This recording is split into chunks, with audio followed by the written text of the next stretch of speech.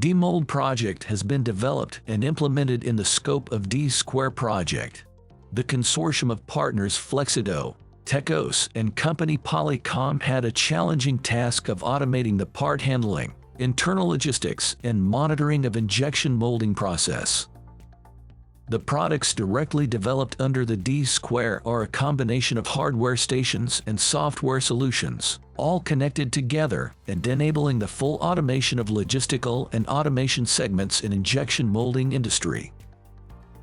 The solution is flexible and easily interchangeable between machines. The solution is also scalable, which enables us and the future customers to make a step-by-step implementation of the D-Mould solution to a larger extent. D-Square has enabled us to do a full development of all the hardware and software needed. It has also connected us to other European software providers, who are already working on standardization of software and communication.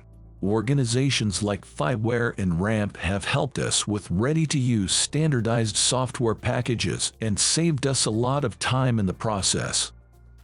Because the goal of the project is to make the solution standardized and then reuse it in other cases, business coaching was also provided by the organization Blue Morpho.